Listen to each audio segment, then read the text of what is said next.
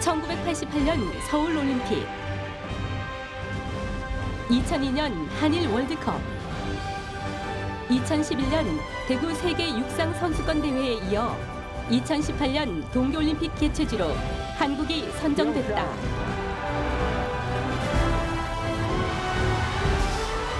두 번의 실패를 딛고 세 번째 도전에 성공한 대한민국.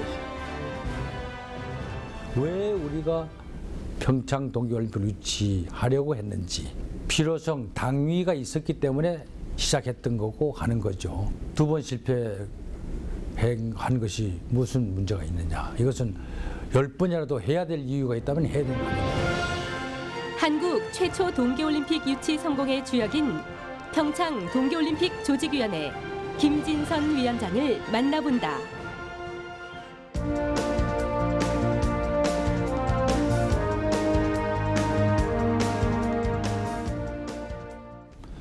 네, 남아공 더반의 영광스러운 장면, 언제 봐도 가슴을 뛰게 하는데요. 이 두 번의 탈락 끝에 유치한 동계올림픽, 그 주인공 모셨습니다. 김진선 위원장님 나오셨습니다. 안녕하십니까? 네, 반갑습니다.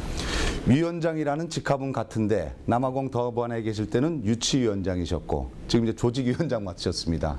올해 이제 2014년 이제 새해가 밝았습니다. 그렇습니다. 올해 주로 어떤 활동들이 이루어지는지요? 우선 제일 중요한 것은 교통시설 비롯해서 네. 경기장 시설들. 그렇죠.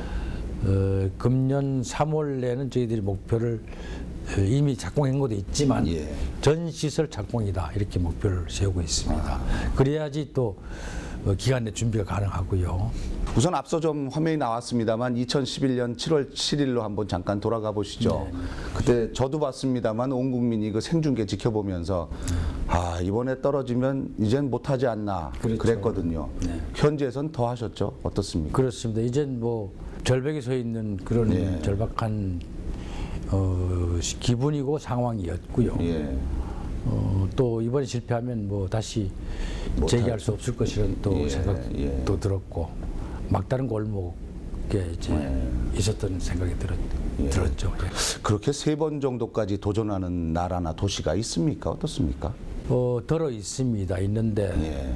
대부분 띄엄띄엄 하든지 또는 1차전에 그냥 명함도 못 내밀고 이제 관두든지 예. 이런 사례들은 있는데 평창처럼 예. 연거푸 3번 그리고 그것도 전 국민의 지지를 그러니까요. 계속 90% 이상 받으면서 예. 또 1차전에 계속 앞섰다가 예.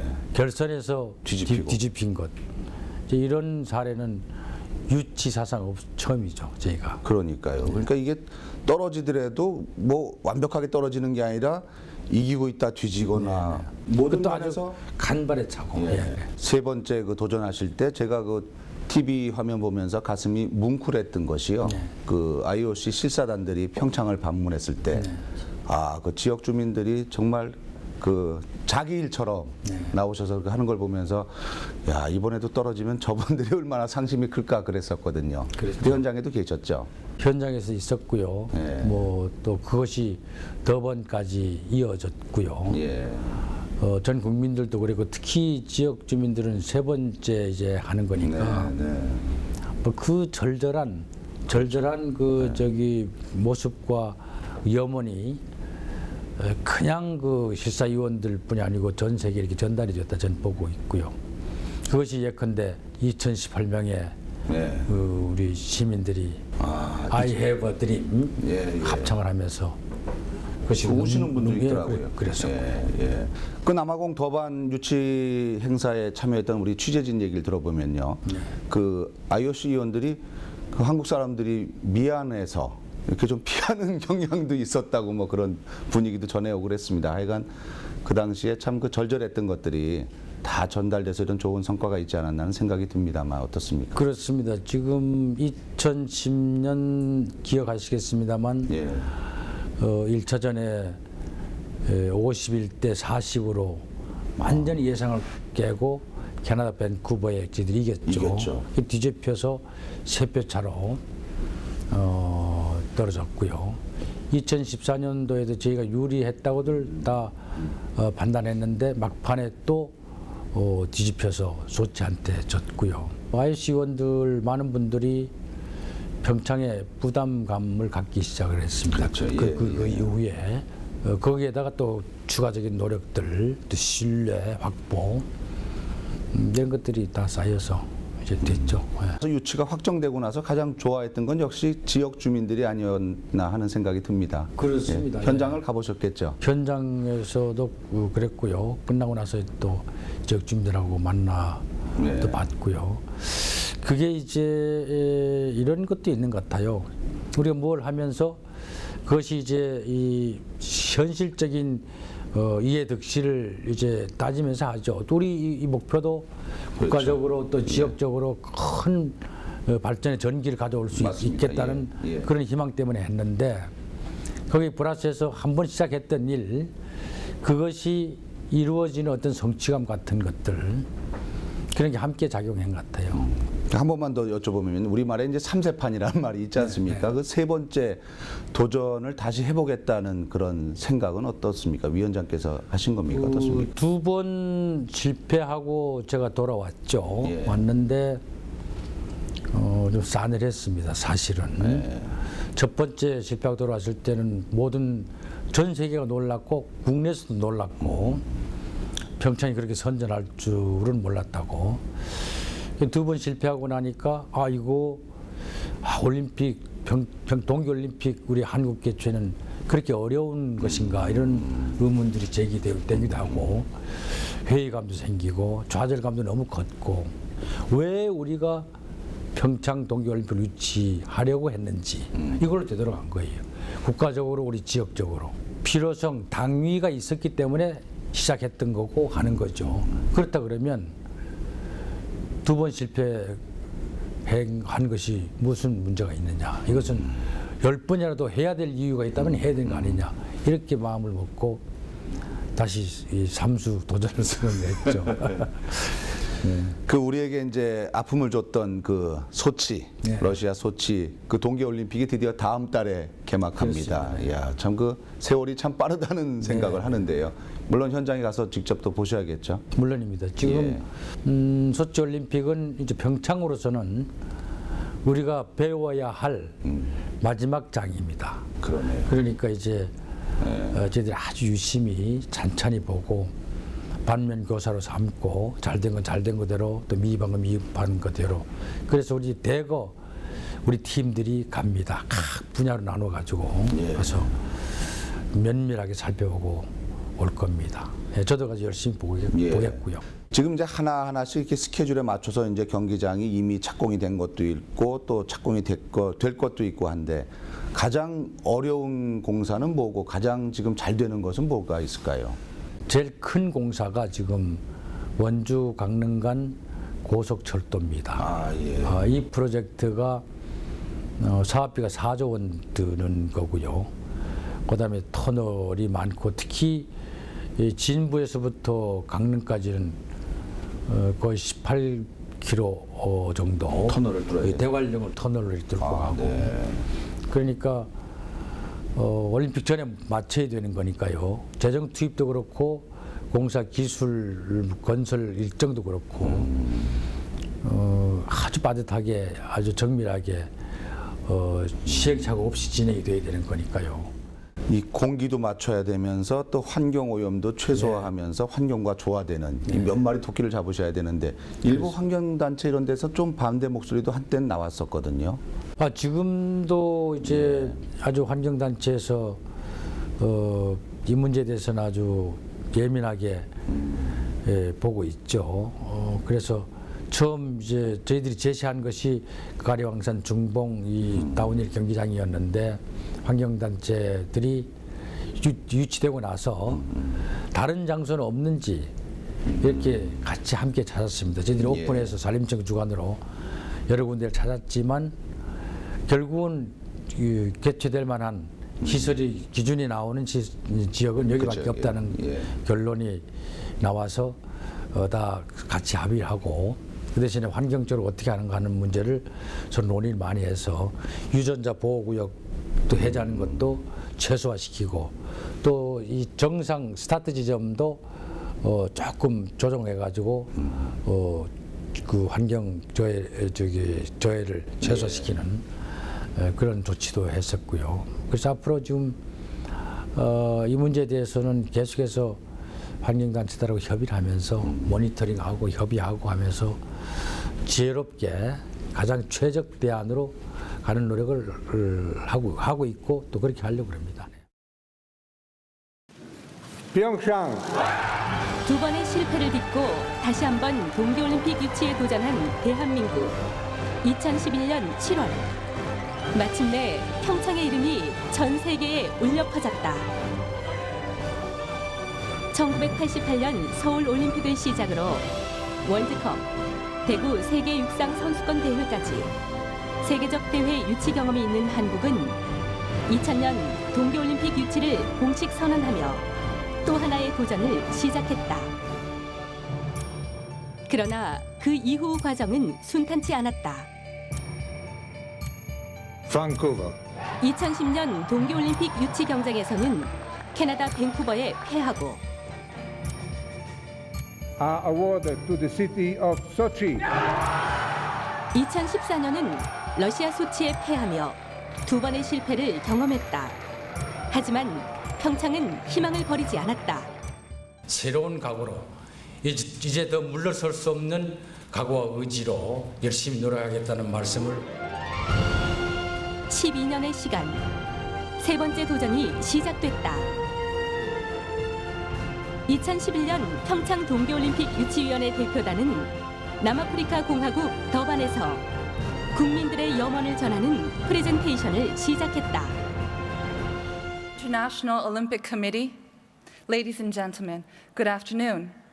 다양한 인물들이 순차적으로 가진 프레젠테이션, 특히 평창 동계올림픽의 비전과 개최 당위성을 전하는 데 그치지 않고 감성적으로 접근했다는 데서 다른 후보 도시들과 차별성을 가졌다. To prove that Pyeongchang is ready.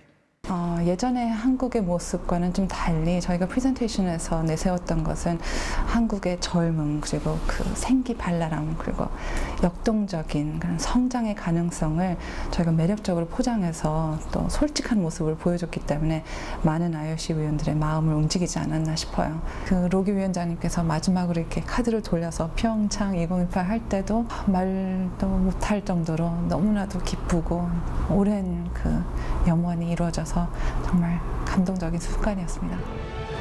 동계올림픽 유치를 향한 온 국민의 뜨거운 마음에 평창이란 단어가 불려졌다. 현장에 있던 100명의 대표단과 텔레비전으로 역사적 순간을 함께한 국민 모두 함성과 함께 두 팔을 번쩍 들며 자리에서 일어났다. 우리 국민들이 계속적으로 관심을 가져주고 동계 스포츠 그리고 동계 스포츠 선수들의 관심을 가져줘서 소치에서부터 이제 평창까지 더 좋아진 역량도 보여주고 그러한 관심을 쭉 보여줘서 마지막에는 2018년에는 정말 큰 세계인의 축제가 됐으면 좋겠습니다.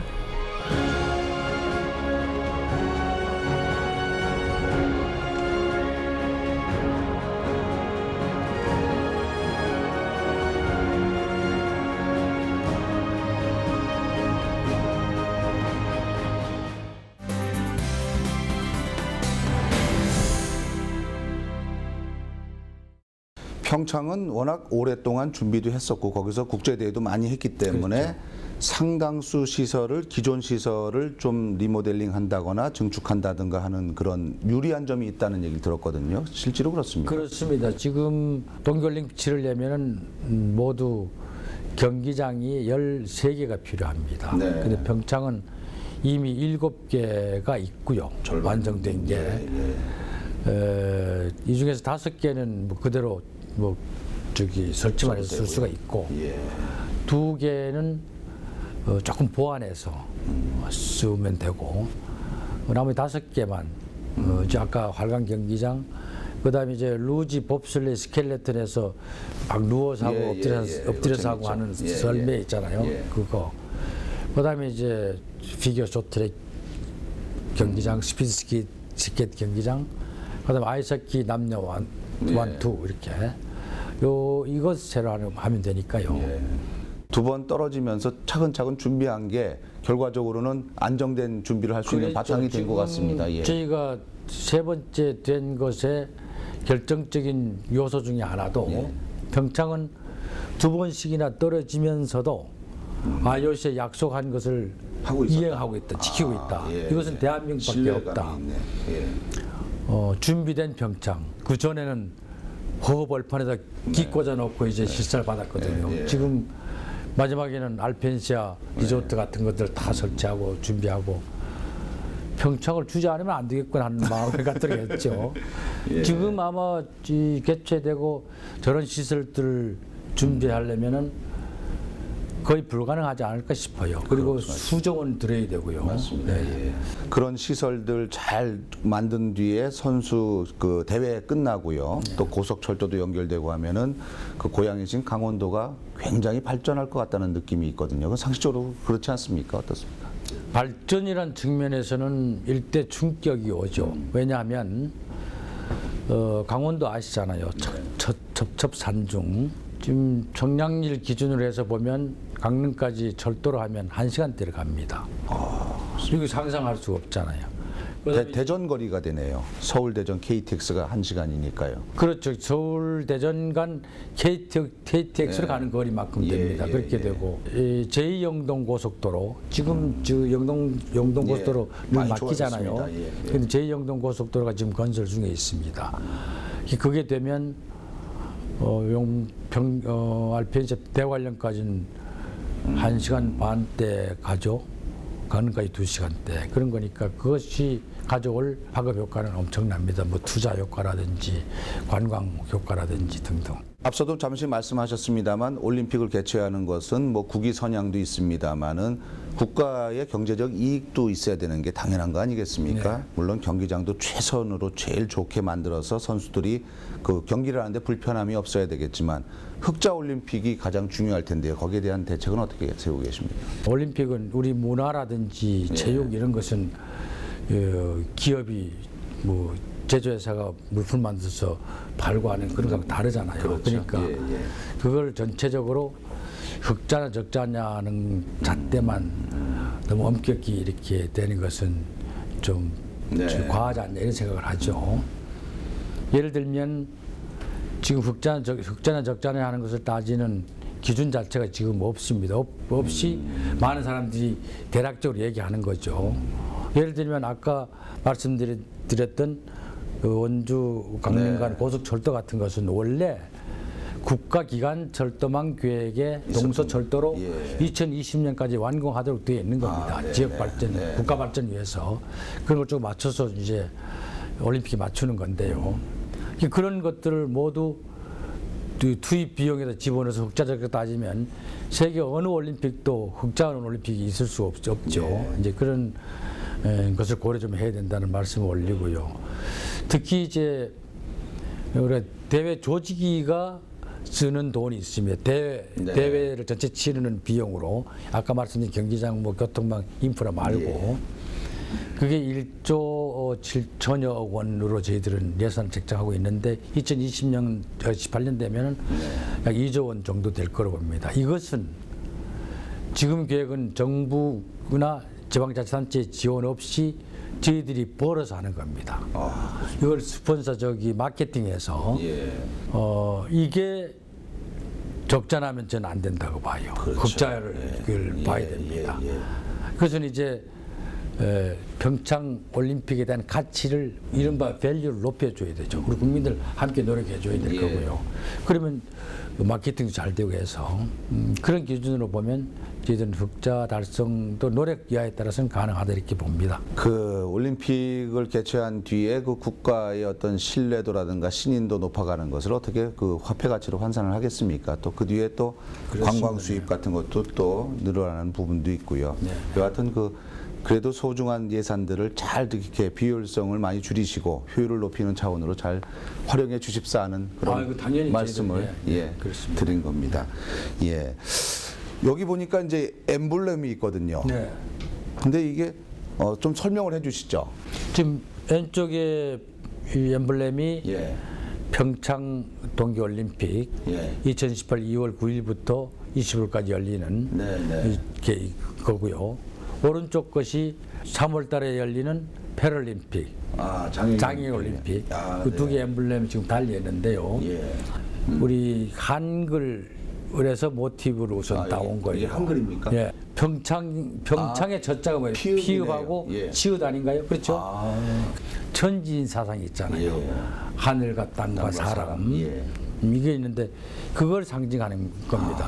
하늘과 땅 그 사이에 사는 사람들의 어울려 사는 사람들. 위원장님 혹시 그 동계올림픽 종목 가운데서 직접 해보셨거나 제일 관심 있는 종목이 어떤 게 있으세요? 전 뭐 어렸을 때부터 이제 스케이트는 잘 탔죠. 스케이트요? 네. 처음엔 그 나무로 된 거에다가 그걸 만들어서 한 걸로 했다가 나중에 이제 정식 이제 요즘 나오는 스케이트도 다 봤고요. 개회식 때 그 위원장께서 스케이트를 타고 입장하는 것도 어떨까 하는 혼자 생각입니다만, 예. 실질적으로 준비할 수 있는 기간이 많지 않습니다. 남은 기간 동안에 어떻게 준비하실 계획이신지 마지막으로 말씀해 주십시오. 시설에서부터 소프트웨어 이르기까지 심지어 환경 문제까지 또 이 경기 운영까지 뭐 심지어 대회를 운영하는데 자원봉사자가 15,000명 이상 필요할 정도로 이제 그런 여러 가지 안전 뭐 등등 모든 게 망라된 종합적인 이벤트가 올림픽이거든요. 그래서 그와 관련된 기본 계획을 전부 수립했고 마스터 스케줄을 참 만들었고 아주 용의주도하게 이제 해나갈 텐데 지금 시간이 별로 없습니다. 그래서 제가 늘 강조하기를 우리 준비는 지금부터는 연습도 없고 시행착오도 없다 이제 이런 건데 어쨌건 전반에 관해서 우선순위를 잘 가려가지고 하겠다 이렇게 말씀을 올리고 뭐 가장 중요한 것은 기본적으로는 교통, 숙박, 그다음에 경기장 시설을 완벽하게 갖추는 게 제일 중요한 거니까 거기에 주력을 일단 지금부터의 전반기는 그걸로 하고요. 동시에 이제 다른 것들을 전부 진행하는 그런 그 계획을 갖고 있습니다. 저희가 방송을 위해서 이곳 조직위를 방문해서 느낀 건데 참 직원분들이 걸어다니는 분들이었고 다 뛰어다니셔갖고 저렇게 4년 하시면 지칠 것 같다는 생각이 드는데 아무쪼록 그 건강 잘 지키시면서 일을 잘 마무리해 주셨으면 하는 바람입니다. 오늘 바쁘신데 감사합니다. 네, 고맙습니다.